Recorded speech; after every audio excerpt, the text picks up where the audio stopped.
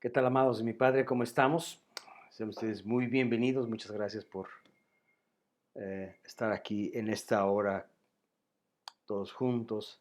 Y yo espero de verdad que lo que podamos leer hoy y estudiar sea de mucha bendición para nuestras vidas. Así que bueno, ahora me toca con ustedes estar analizando el pasaje del capítulo 7 al 9 del libro de Génesis. Génesis capítulo 7 al capítulo 9.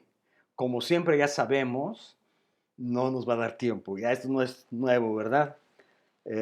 Entonces veremos lo más importante. Sí les pido que en casa, como siempre se los dije, y se los vuelvo a repetir, en casa estudien, seamos un poquito más curiosos, aprendamos con todo el corazón y con todo el anhelo de seguir adelante en estas cosas maravillosas, en todo lo que su palabra nos enseña y nos quiere dar el Señor. Y que sobre todo que ya nos dio, cuando nos dio la palabra, cuando nos la dejó, y ahora tenemos la bendición de que sea la palabra escrita, bueno, pues es creo que sin duda alguna algo maravilloso. Y bueno, pues quiero retomar un poquitito la palabra de Dios allá en el capítulo 6. Seguramente ustedes ya vieron el capítulo 6. Ya no me queda duda que habrán estudiado el capítulo 6. Pero para poder entender el capítulo 7, el 8 y el 9, me es necesario retroceder un poquito para poder ver qué es lo que el Padre tiene preparado para nosotros en los siguientes capítulos. O sea, retrocedamos tantito al capítulo 6, porque hablarte del diluvio así meramente como tal, yo a lo menos necesito un poco de contexto y quiero que ustedes también en casita agarren ese contexto para que podamos seguir adelante estudiando estos hermosos capítulos y este hermoso pasaje y todo lo que el Padre nos ha enseñado ahí. Bueno, en el capítulo 6 de Génesis, allá como una especie de subtítulo dice la maldad de los hombres. Ya veníamos hablando en Génesis capítulo 2, cuando Dios creó a Adán, a Eva, y todo lo que esto conlleva y todo lo que sucede en la caída de Adán y de Eva. Pues vamos viendo entonces que para el capítulo 6 no han pasado 2 o 3 añitos nada más. Ya cuando llegamos al capítulo 6, Adán ya tenía sus 500 años, si no me falla, o sus 600 años, creo que 500 años tenía ya de vida. Entonces ha pasado algo de tiempo. Pasaron muchas cosas. Pareciera ser que fue apenas 2 o 3 páginas ayer, como si fuesen 2 o 3 días ayer. Pero la verdad de las cosas es que pasaron muchos, muchos años ya. Esto es importante notarlo porque quiere decir entonces que desde la caída de Adán y Eva veníamos entonces descendiendo y no ascendiendo, o sea, la humanidad no progresó, sino por el contrario, venían para abajo cada vez más y más y más y más para abajo. Y la maldad se venía desatando cada vez más. Entonces dice la escritura en el verso 1, aconteció que cuando comenzaron los hombres a multiplicarse sobre la faz de la tierra, les nacieron hijas.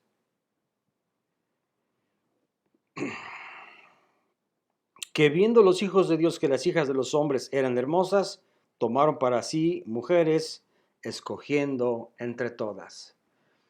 Eh, es importante que retrocedamos a capítulo 2 de Génesis, en la caída de Adán y de Eva, para poder entender el diluvio. Porque el diluvio como tal y agua cayendo y se rompieron las fuentes de la tierra, nos dice mucho y nos dice poco al mismo tiempo. Pero estamos viendo que este diluvio es la consecuencia del pecado del hombre y del pecado original en Adán y en Eva y de todas las cosas que han sucedido desde Adán y Eva. sin duda alguna, por ahí se ha mencionado y no está muy mal creer o pensar que el pecado original en Eva fue el haber tenido relaciones sexuales eh, con el mismo diablo, con el mismo Satanás. Y después de esto sucede que Adán cae en la misma problemática, en el mismo pecado que cayó Eva. Sí hemos hablado de que hay un fruto, hay una manzana y todos pensamos que es la manzana la que sale en las caricaturas, cuando Adán y Eva, pero ese fruto representa algo que sucedió. Y a raíz de este perverso pecado, a través de ese engaño que operó en la vida de Eva y después de Adán, en esa serpiente que era la más astuta de todos los animales, bueno, entonces podemos llegar al entendido de que aquí hubo algo más que un engaño y más que una mordida a una manzana, porque de inmediato conocieron a Adán y Eva, que estaban desnudos y sintieron vergüenza. Tendríamos que dedicar muchísimo tiempo para entender esto que estamos tratando de, de aprender. Sin embargo, entonces veremos que esa serpiente era un animal que seguramente tenía patas, que seguramente caminaba erguida, y no era un animal que se arrastraba en la tierra como cualquier otro reptil, porque si Dios le da la condena y la maldición de decirle te vas a arrastrar de ahora en adelante, comerás del polvo, entonces nos da a entender que esta serpiente, este animal, era un animal que probablemente tenía patas.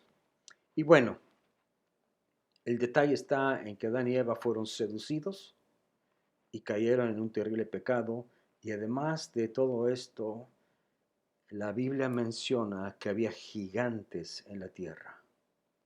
De ahí entonces se desataría una serie, en una raza de gigantes llamados los Nefilim. Y por eso esto lo hace muy complicado, lo hace muy delicado el asunto. Inclusive no nada más es meramente una relación sexual entre Adán y Eva o cosas así. No era nada más eso, sino que es una relación sexual con el mismísimo diablo. Y de ahí surgen los gigantes, que hasta los días del rey David todavía lo sabía. Y el rey David terminó con la última generación de gigantes. Ahora, bueno, y yendo más adelante entonces aquí, en el capítulo 6, eh, dice la escritura a Adán, no contenderá mi espíritu con todo hombre para siempre, porque ciertamente es carne, mas serán sus días 120 años. Perdón, Jehová hablándole a Noé. Pero nos vamos al versículo 9 y dice, estas son las generaciones de Noé. Y fíjese bien lo que está mencionando la escritura. Noé era un varón justo, era perfecto en sus generaciones, y hay algo hermoso que dice aquí la escritura, con Dios caminó Noé. Noé, en su significado real, Noé significa descanso y tranquilidad. Eso significa el nombre de Noé, descanso y tranquilidad. Y esto me lleva a pensar muchísimas cosas, porque si llevaba ese nombre, estoy seguro que no estaba muy lejano a todo lo que Noé era en cuanto a descanso y tranquilidad, pero también yo estaba pensando si yo soy un hombre de descanso y de tranquilidad. ¿Qué es lo que estoy reflejándole a la gente a mis alrededores? ¿Qué es lo que le estoy reflejando al cónyuge? ¿Qué es lo que le estoy reflejando a mis hijos? ¿Somos hombres de descanso y de tranquilidad o somos hombres y mujeres de repudio? Sí, ciertamente seremos repudiados muchas veces por causa de Jesucristo, pero esto es diferente a que nosotros reflejemos a Cristo y también de que seamos hombres y mujeres de descanso y de tranquilidad. Porque ojo, dice la Escritura, que Noé era varón justo y con Dios caminó Noé. Tú y yo no podemos caminar con Dios a menos que no seamos hombres tranquilos de descanso y de tranquilidad. El lugar donde tú y yo nos encontraremos con Dios es en el lugar del descanso y de la tranquilidad. ¿Me estoy explicando? Esto es lo lindo, que a ti y a mí se nos está enseñando a través de las Escrituras y de la vida de Noé, que para poder ser justos hay que ser tranquilos, hay que ser descansados, hay que ser tranquilos y entonces podremos caminar con Dios como Noé lo hizo. Y qué lindo sería poder recibir en nuestro corazón el testimonio interno del Espíritu Santo de que tú y yo somos hombres y mujeres que caminamos con Dios. ¿Con quién caminamos? ¿Cómo acostumbramos a desenvolvernos cuando caminamos? Estamos caminando en la angustia, en el temor, en la desesperación, en la preocupación, en la murmuración, en la crítica. ¿Dónde estamos caminando? Porque una persona que camina con Dios es imposible que esté caminando en contra de las cosas o de los atributos o de lo que es Dios. Yo no puedo caminar con Dios y al mismo tiempo ser un murmurador. No puedo caminar con Dios y al mismo tiempo ser un injuriador. No puedo caminar con Dios y al mismo tiempo vivir fuera del descanso, de la paz y de la tranquilidad donde Noé caminaba y donde Noé, como llevaba su nombre, es como vivía. Ahora, más adelante dice la Escritura, en el verso 10 y en el verso 11, que tuvo 3 hijos y la tierra se contaminó, se corrompió. Estaba llena de violencia. La palabra violencia es la palabra jamás.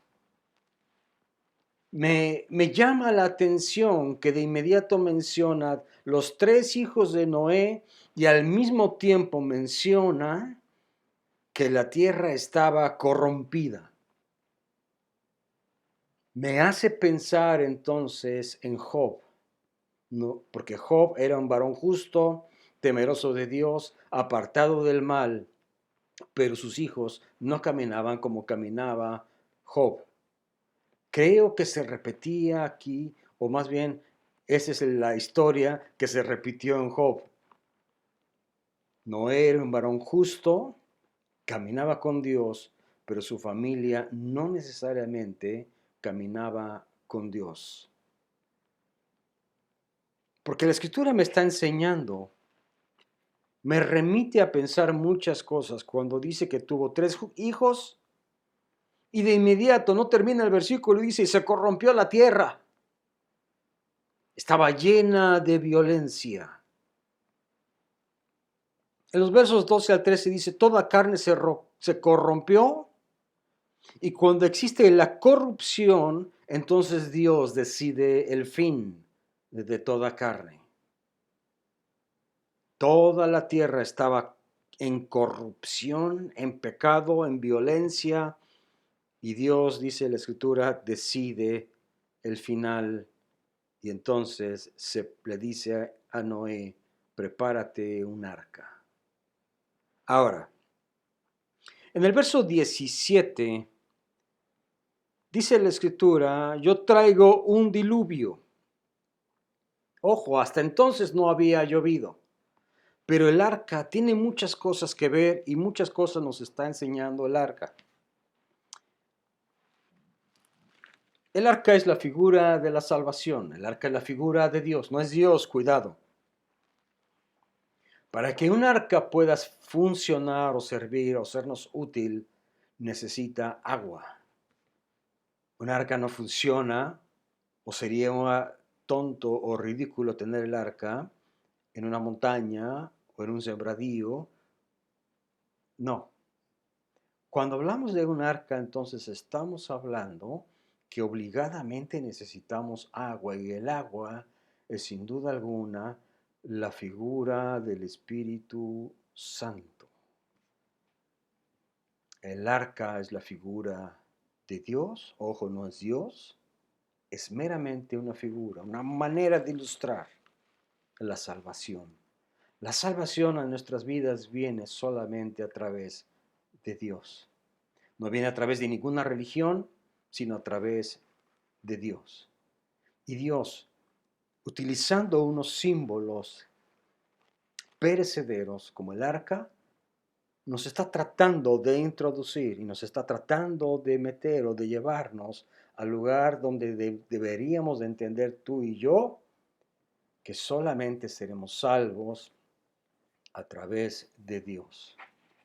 Y el arca, en el agua, a través de toda esa tormenta, me remite también a pensar en los discípulos, cuando Jesús les dice a sus discípulos, boguen mar adentro, y de pronto se hace una gran tempestad donde soplaba el viento, la lluvia, y los discípulos le decían a Jesucristo, Jesucristo estaba dormido allá en la punta de la barca, y le dice, oye maestro, sálvanos, que no tienes cuidado que perecemos.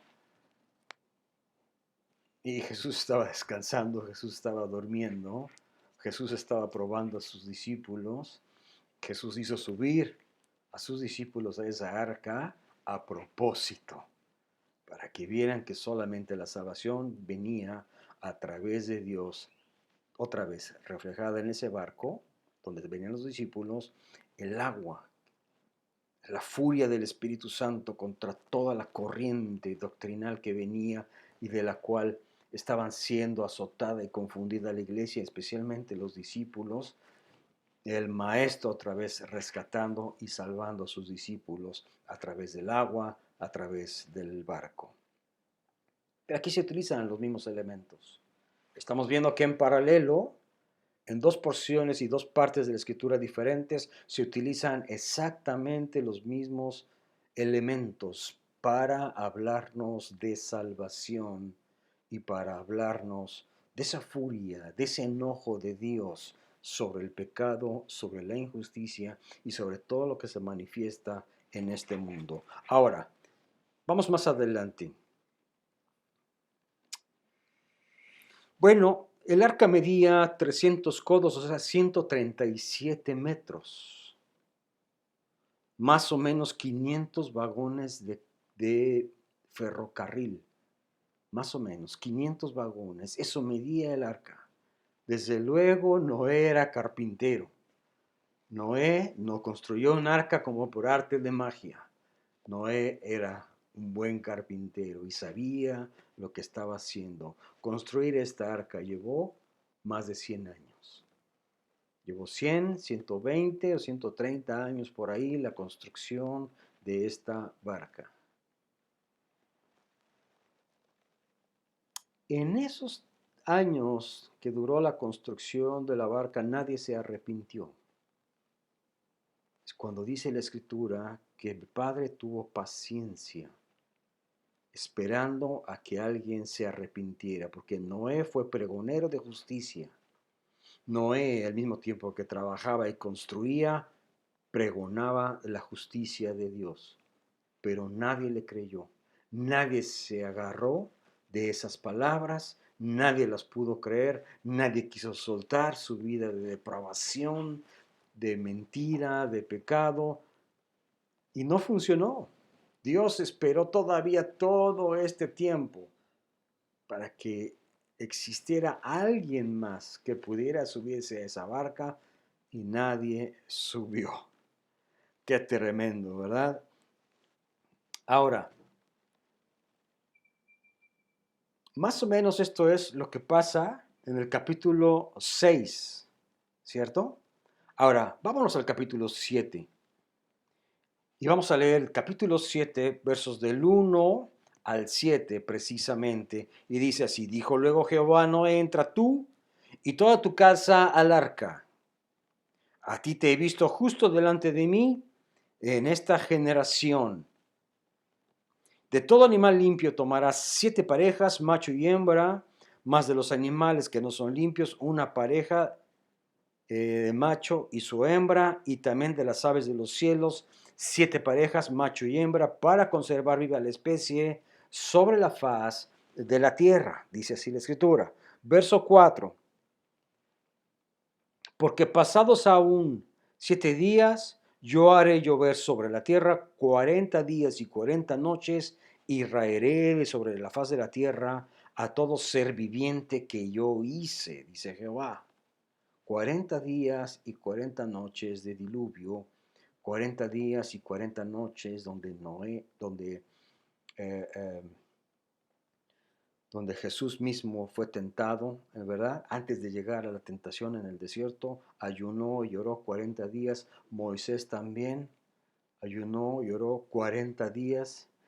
Y otra vez aquí vemos esta numerología mencionando el número 40. Necesitaríamos mucho tiempo para poder hablar acerca de eso. No nos queremos desviar del tema del diluvio. Quizá en otra ocasión podremos sentarnos a charlar acerca de la geometría de Dios y acerca de todos los números y de toda esa numerología que existe en la Biblia. De muchas cosas se sabe algo, de muchas otras no se sabe nada. Tampoco deberíamos de preocuparnos mucho por esos números o por aquellas cosas que no entendemos tampoco. Así que bueno, menciona 40 días, 40 noches de una lluvia incesante. Y luego dice verso 5, e hizo Noé conforme a todo lo que le mandó Jehová. Noé era una persona obediente. La obediencia también es algo que viene en nuestros corazones cuando caminamos con Dios. Cuando tú y yo somos personas que caminamos con Dios en paz, en quietud, en tranquilidad, podemos ser obedientes. La obediencia trae y desata muchas bendiciones a nuestra vida. Ahora, era Noé de 600 años cuando el diluvio de las aguas vinieron sobre la tierra. 600 años. Y por causa de las aguas del diluvio entró Noé al arca, y con él sus hijos, su mujer y las mujeres de sus hijos. Póngame atención en este último verso, porque vamos a entrar a lo hermoso. Póngame atención, le voy a decir algo, iglesia, que no le va a gustar escuchar. Vamos a entrar a lo hermoso de las contradicciones. Por causa, verso 7, de las aguas del diluvio entró Noé al arca, y con él sus hijos, su mujer y las mujeres de sus hijos. Me llama la atención que nunca se menciona el nombre de la mujer de Noé, mucho menos el nombre de las esposas de los hijos de Noé.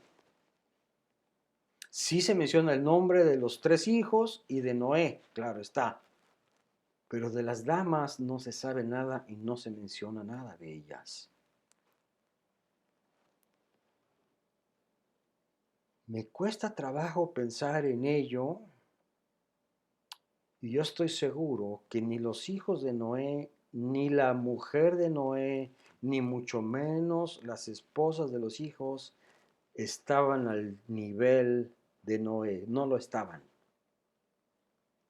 Había una disparidad. No eran similares, eran disímiles entre ellos dos, entre estos dos grupos, pues. Noé estaba en otro nivel, y la mujer, sus hijos y las esposas de sus hijos estaban también en otro nivel. Es algo que podemos llamar yugo desigual. Ahí está, presente también. Siempre habrá alguien en el matrimonio que esté más arriba que el otro. Y no precisamente el hombre es el que está arriba. No, señor. Hay mujeres que están en un nivel espiritual mucho más alto que sus propios maridos, aunque vengan a la iglesia todos los domingos a sentarse. El hecho de ser una mujercita no significa que no tenga autoridad espiritual, que no tenga discernimiento espiritual y que no tenga un buen corazón o un corazón conforme al corazón de Dios. Eso nada tiene que ver. Estamos hablando de que aún en los matrimonios siempre habrá alguien arriba y alguien abajo. Job es otro vívido ejemplo de lo que estamos hablando. Job estaba en un nivel espiritual donde su esposa nunca estuvo y donde sus hijos tampoco estuvieron, porque sus hijos también eran carnales y las hijas también, y les gustaba el reventón, les gustaba la fiesta y la pachanga, y Job intercedía por ellos todos los días, ofrecía sacrificios por sus hijos, porque Job decía en su corazón, es probable que habrán pecado y blasfemado el nombre de Jehová. ¿Cuándo? En sus borracheras. El caso de Noé no era muy diferente. Ahora, la contradicción,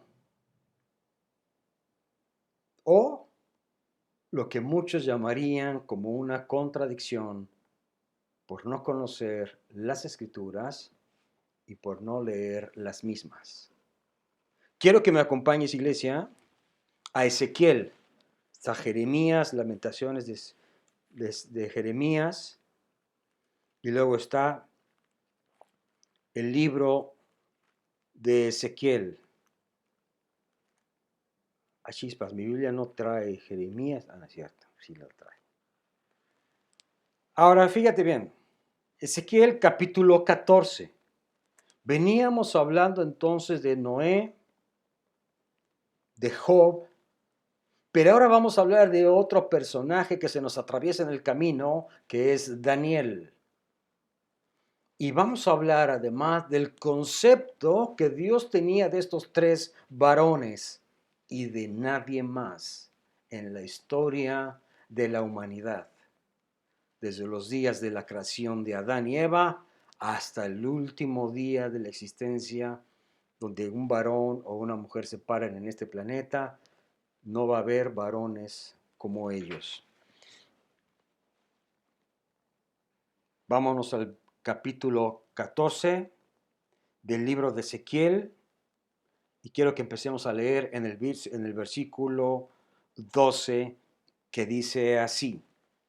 Vino a mí palabra de Jehová diciendo, hijo de hombre, cuando la tierra pecare contra mí rebelándose pérfidamente, y extendiere yo mi mano sobre ella, y le quebrantare el sustento del pan, y enviar en ella hambre, y cortar en ella a hombres y bestias, y si estuvieren en medio de ella estos tres varones, Noé, ponga atención, Daniel y Job, ya hablamos de Noé y hablamos de Job. Ellos por su justicia librarían únicamente sus propias vidas, dice Jehová el Señor. Y si hiciere pasar bestias feroces por la tierra que la asolaren, y quedara desolada, de modo que no haya quien pase a causa de las fieras, y estos tres varones estuvieran en medio de ella, vivo yo, dice Jehová el Señor, que ni aun sus hijos, ponga atención, ni aun sus hijos, ni sus hijas librarán. Ellos solos serán librados y la tierra quedará desolada. Ni sus hijos ni sus hijas, hablando de estos tres varones, nótese que Noé subió en el arca a sus tres hijos y a las nueras. Pero aquí dice que solamente ellos. Y si yo trajera espada sobre la tierra, y dijera espada pasar por la tierra, hiciera cortar de ella a los hombres, a las bestias, verso 18, y estos tres varones estuviesen en medio de ella, vivo yo, dice Jehová el Señor, no librarán a sus hijos ni a sus hijas, ellos solos serán librados, o si enviare pestilencia sobre la tierra, y derramare mira sobre ella en sangre para cortar de ella a los hombres y a las bestias, y estuvieren en medio de ella Noé, Daniel y Job, vivo yo, dice Jehová el Señor, no librarán a hijo ni a su hija, Ellos por su justicia librarán únicamente sus propias vidas. 21. Por lo cual así ha dicho Jehová el Señor: ¿cuánto más cuando yo enviare contra Jerusalén mis 4 juicios terribles, espada, hambre, fieras y pestilencia, para cortar de ella a los hombres y a las bestias? Este pasaje, este cuadro tan terrible, tan tremendo, por causa del pecado de la humanidad, nos está relatando la historia de 3 varones: Noé, Daniel y Job. Ellos 3 únicamente por su propia justicia serían salvos. No serían salvos los hijos, ni las hijas, ni las esposas, solamente ellos 3. Pero ¿qué pasó? ¿Por qué esa aparente contradicción? Alguna vez me dijeron que esto era una contradicción. No, no es ninguna contradicción. Noé subió al arca con sus 3 hijos, la esposa y las nueras. La gracia que alcanzó Noé afectó también a sus 3 hijos, a la esposa y a las nueras. La misma gracia se hizo efectiva en sus familias. Pero Ezequiel fue un libro de la Biblia que se escribió muchos años después de Génesis. Quiere decir entonces que Dios también dijo una vez la Escritura: se había arrepentido Jehová de haber creado al hombre. Estos hijos de Noé, sin duda alguna, no eran buenos creyentes, no eran personas consagradas, no eran justos. Sí, el Señor les salvó la vida por gracia, para preservar la vida de los humanos o de los hombres en el planeta Tierra, en la Tierra. Nada más. Los utilizó Dios para procrear y para llenar la tierra, pero no por su propia justicia.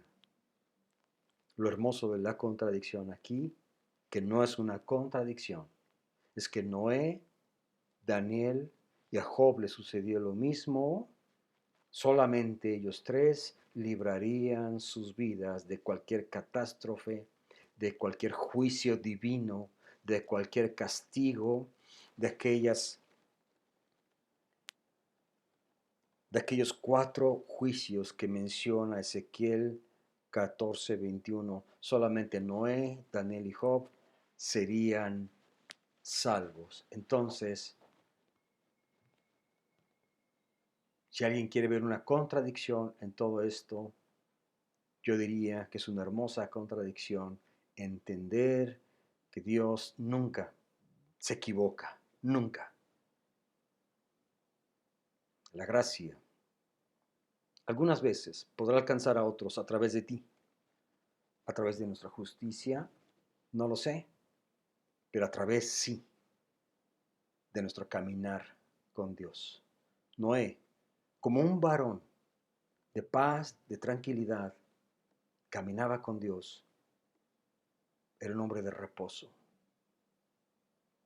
Hagamos pues, provoquemos pues, que esa gracia inmerecida que alcanzamos por la voluntad de nuestro Padre afecte a otros, pero para su bien y no para su maldición o perdición. Ahora, vámonos más adelante porque el tiempo nos está ganando, como siempre lo he dicho. Vamos a regresar entonces a Génesis. Aquí ya vimos entonces Génesis capítulo 7 y todo lo que conlleva el diluvio, ¿ok? Ya se está derribando aquí todo. Como no tengo dónde poner la Biblia y las cosas, las tengo aquí entre mesas y entre todo lo que se pueda. Bueno, sigamos más adelante. Dice la escritura entonces que en el capítulo 7 se produce el diluvio, pero hay más todavía por descubrir en este capítulo 7. Dice verso 10, y sucedió que al séptimo día las aguas de diluvio vinieron sobre la tierra.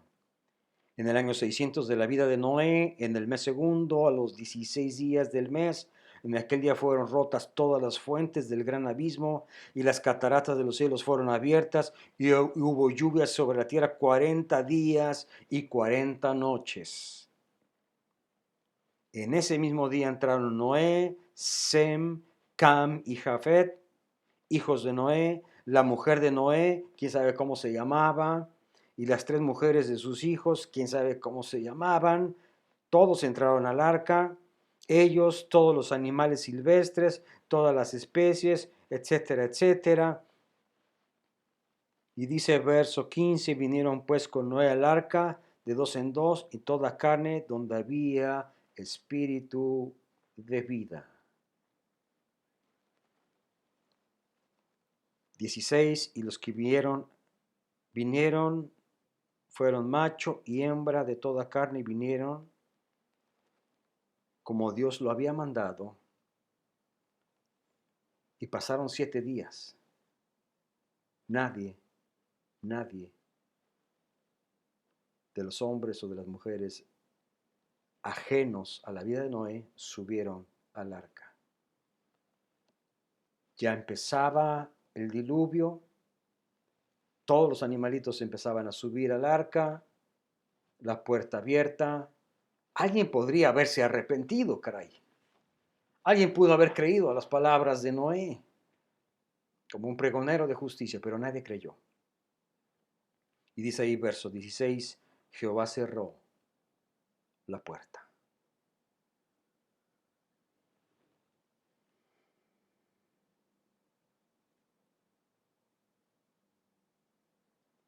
Verso 22, y todo lo que tenía aliento de espíritu y de vida, y todo lo que había en la tierra, murió. Todo. Porque Jehová cerró la puerta. ¿Quién cerró la puerta? Jehová. Pero Dios es un Dios muy lindo. Pero Dios es un Dios de amor. O sea, Dios quiere que todo el mundo se salve, sí.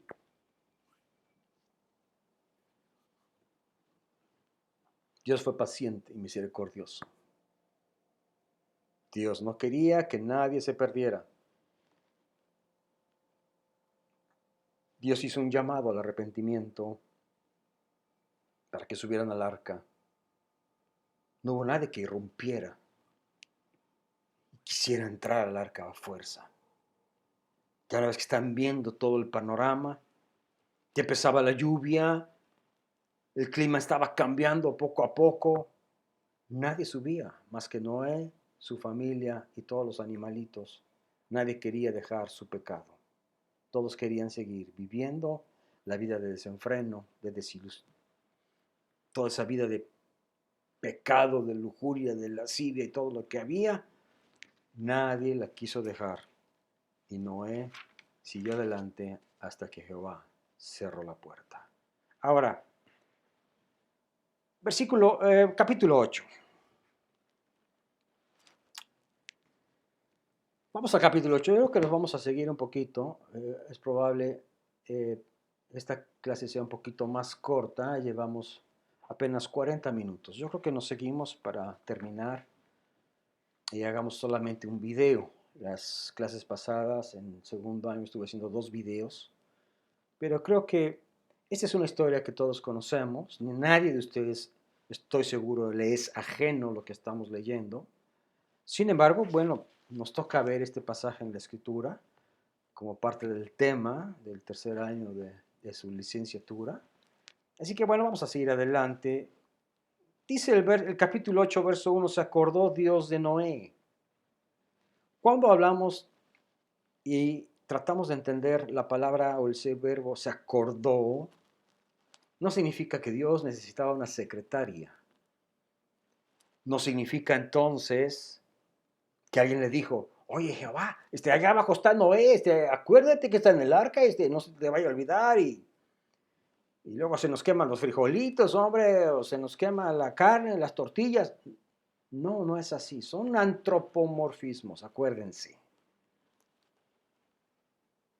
Se utilizan cosas de este mundo material para ilustrar lo celestial o lo eterno. Dios no necesitaba una secretaria o un secretario particular para que le recordase lo que tenía que hacer.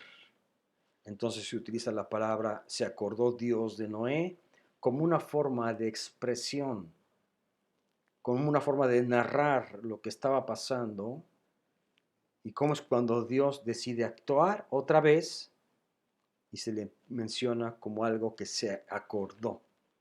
¿Ok?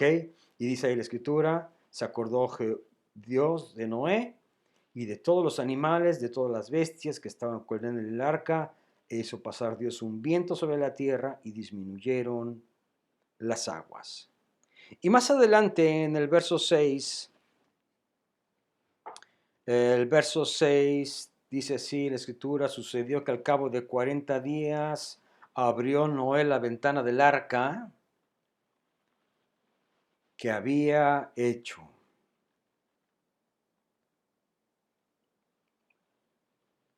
Nos brincamos al 11. Abrió la ventana para poder asomarse a ver qué pasaba. Y yo creo que vio pura agua, ¿verdad? No había más que tremendo mar donde el arca estaba flotando, pues. Y luego dice algo que ya conocemos, que Noé suelta un cuervo. Al cabo de un tiempo llega el cuervo, también suelta una paloma. Y me encanta poner atención en los detalles porque dice Dios a través de este relato que suelta una paloma. Primero soltó un cuervo y después una paloma. Verso 11, y la paloma volvió a la hora de la tarde. Y aquí que traía una hoja de olivo en el pico, y entendió Noé que las aguas se habían retirado de sobre la tierra. Esta paloma fue enviada, allá en el versículo 7, dice, envió un cuervo, el cual salió y estuvo yendo y volviendo hasta que las aguas se secaron sobre la tierra. Aquel cuervo iba y venía. Envió también una paloma para ver si las aguas se habían retirado de sobre la faz de la tierra. Y dice verso 9, y no halló la paloma donde sentar la planta de su pie y volvió al arca por toda la tierra. Entonces él extendió su mano y tomándolo la hizo entrar consigo en el arca. Dice ahí el 10, y esperó otros 7 días y volvió a enviar a la paloma otra vez. Y la paloma volvió, dice, con una hoja de olivo en el pico. Estos dos elementos, la paloma y el olivo, tienen algo que mostrarnos y algo que decirnos. La paloma, sin duda alguna, ¿ustedes recuerdan cuando Jesús fue bautizado? Que descendió el Espíritu Santo como paloma y se posó sobre el hombro de Jesús. Es la misma figura de lo que estamos tratando de ver y entender. En esa arca, que es la figura de la salvación, donde está Dios, que sería Dios, también está presente la paloma como la figura del Espíritu Santo. No es el Espíritu Santo, cuidado, no es. Es una figura meramente. Pero hay otro elemento que es el olivo. El olivo es ese árbol que se utiliza mucho y esa hoja de olivo es una hoja que se utilizaba y que representaba también la paz, representaba la riqueza, representaba el olivo muchas otras cosas. Esa hoja de olivo tenía un significado especial, porque la paloma pudo haber traído cualquier otra hoja, pudo haber traído un rosal, pudo haber traído una rayán, pudo haber traído cualquier otra hoja de cualquier otro árbol, la pudo haber traído, pero enfáticamente la Biblia nos está mencionando que la paloma trae en su pico una hoja de olivo que también representa la riqueza y representa la abundancia y tiene muchos otros valores esa hoja de olivo a través de esa paloma. Ahora,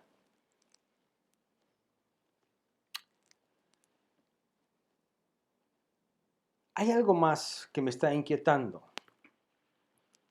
Dice ahí la escritura, Jehová se arrepiente. Fíjese qué tremendo.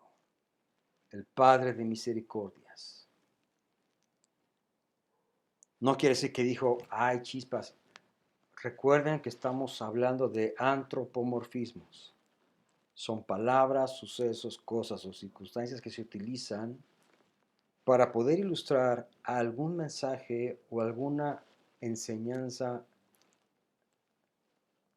de una enseñanza que viene de lo eterno.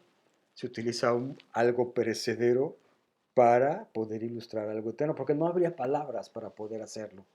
Entonces se tiene que utilizar algo cotidiano, algo que tenemos en nuestro lenguaje para poder ilustrar algo que es eterno, algo que es espiritual. Dice ahí la escritura en el verso 18 del capítulo 8.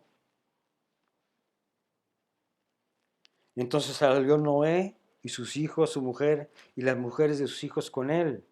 Y todos los animales, todo reptil, toda ave, todo lo que se mueve en la tierra, según su especie, salieron del arca. Y edificó Noé un altar a Jehová, y tomó de todo animal limpio, de toda ave limpia, y ofreció holocausto en el altar. Y percibió Jehová un olor grato, y dijo Jehová en su corazón, no volveré más a maldecir la tierra por causa de hombre, porque el intento del corazón del hombre es malo desde su juventud. Ni volveré más a destruir todo ser viviente como he hecho. Mientras la tierra permanezca, no cesará la sementera, la siega, el frío, el calor, el verano, el invierno, el día y la noche. Esto también tiene que ver con una palabra que vamos a ver adelante, que es un pacto. A través de estos versículos estamos viendo cómo Dios introduce a Noé, a toda la humanidad y a nosotros también, inclusive a los animales y también a todo el ecosistema que hay en la naturaleza, los somete a un pacto que nunca más será violado y nunca más será destruido. Dios tendría la capacidad como Dios de destruir ese pacto. Sin embargo, como Dios de pactos, jamás de los jamases, Dios destruye ni desbarata un pacto. Nosotros los seres humanos sí, rompemos los pactos, muy fácil. Se nos olvida que firmamos un pacto cuando nos casamos. Se nos olvida que firmamos un pacto cuando recibimos a Cristo en nuestro corazón, cuando somos perdonados de nuestro pecado. Se nos olvida y destruimos los pactos porque muchas veces así nos viene en gana. Pero el Padre, el Dios de pactos, no. Ahora, vámonos al capítulo 9. Este es el último capítulo que vamos a analizar y quiero ser muy explícito para no aburrirlos y para que no se me cansen. Y ya llevamos 49 minutos y no quiero llevarlos más allá para que no se me aburran. Ahora, dice ahí pacto de Dios con Noé. En los versículos 9, 11, 12, 13, 15, 16 y 17 se menciona la palabra pacto. O sea, 7 veces en estos versículos se menciona la palabra pacto. Es la palabra berit en el hebreo, que significa prometer, convenir, hacer alianza. Y lo menciona 7 veces.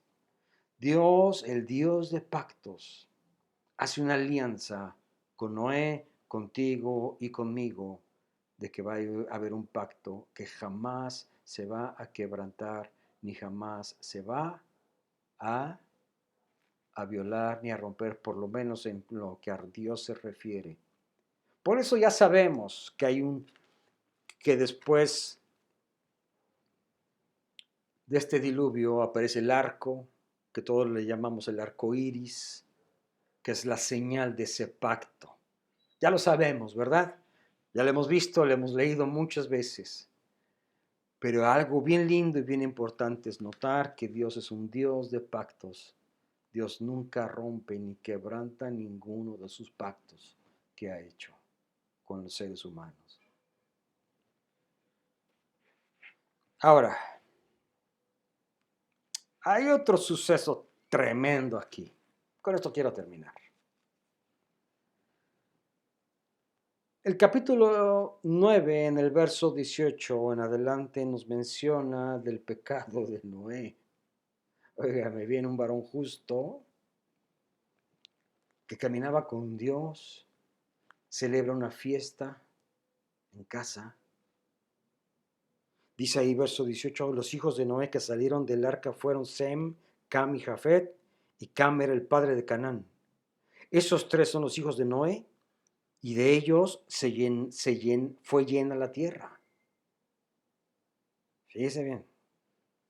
Entonces, ¿por qué conservó Dios la vida de estos hijos? Solamente para llenar la tierra.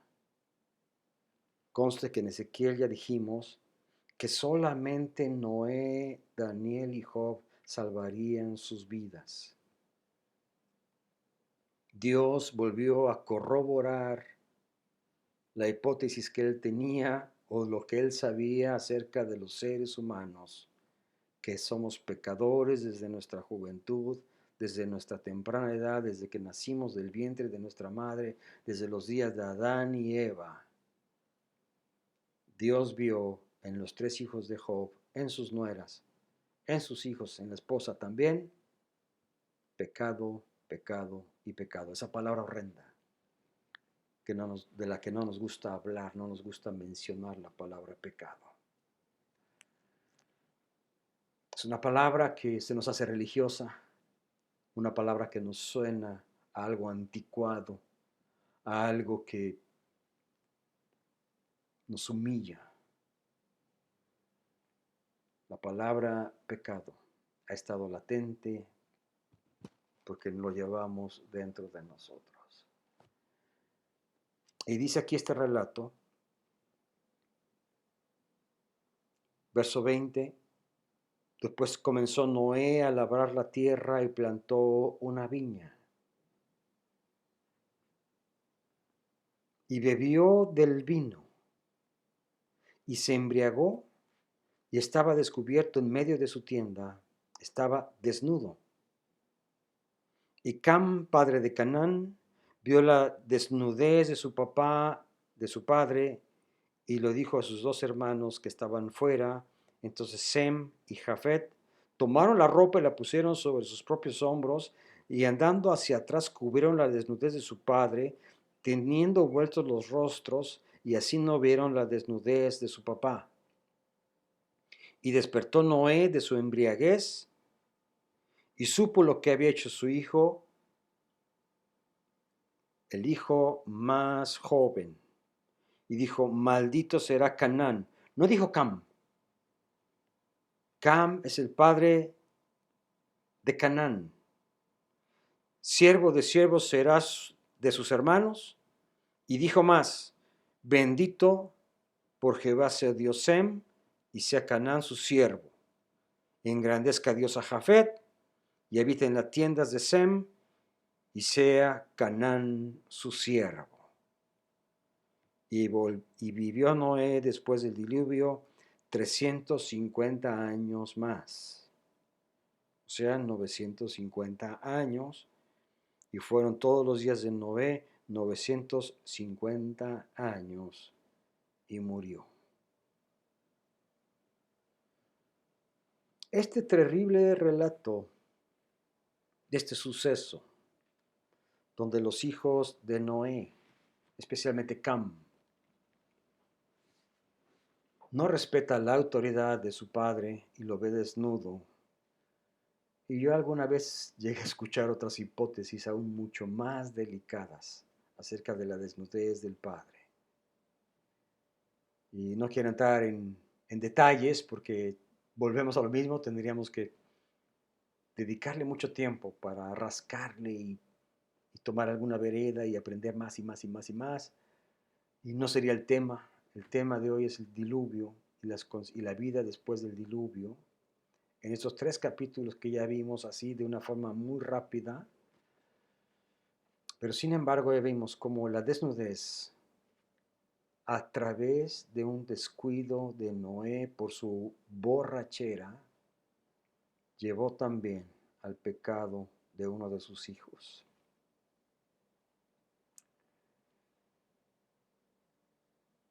No sé qué hay en tu refrigerador. Algunas veces yo tengo invitados en casa y vienen con la cerveza.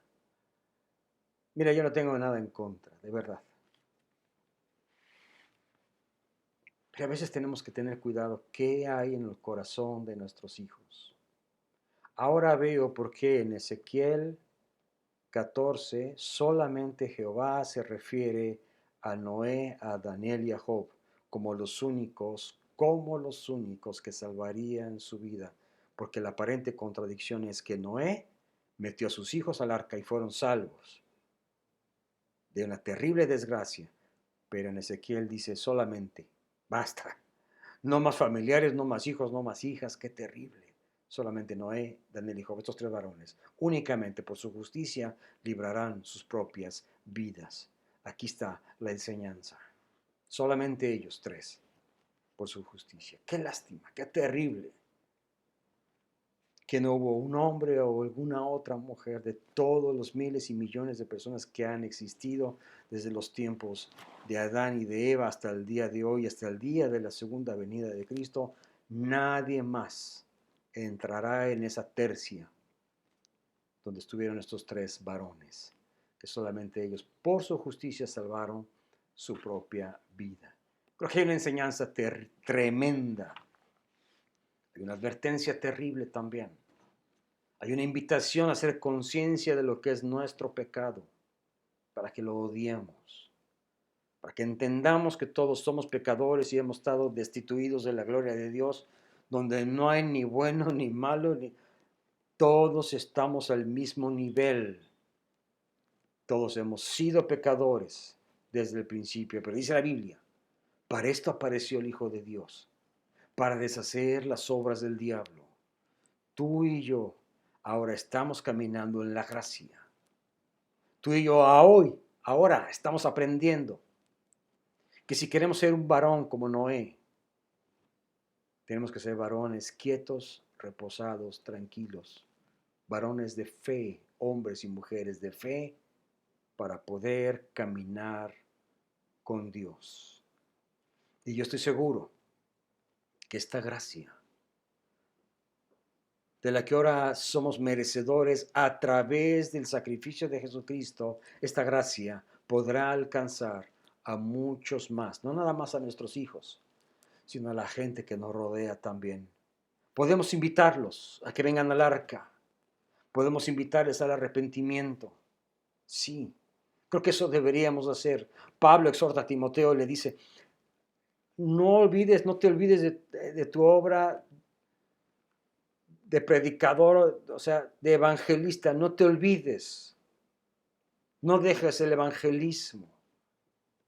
Tú y yo tenemos esa gran consigna. Noé, pregonero de justicia, Dios en su sabiduría, Dios habiendo pasado por alto en su paciencia los pecados de todos nosotros, nos dio a su Hijo Jesucristo. Dios estuvo esperando durante todo el tiempo que se construía el arca, 130 años, más o menos. Si fueron 100, que nos importa, si fueron 130, 150, los que hayan sido. Dios estuvo esperando a que la gente se arrepintiera para poder entrar al arca de la salvación. Y la sorpresa fue que nadie entró. Y entraron otros por gracia. Entró Noé por su propia justicia, por la gracia de Dios también, pero porque era un hombre que caminaba en quietud, en tranquilidad, en reposo.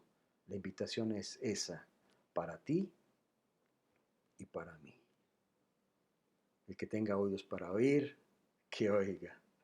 Nos vemos hasta la próxima, amados de mi Padre. No dejen de leer capítulo 7, 8 y 9. Génesis, el diluvio, Noé, Dios de pactos.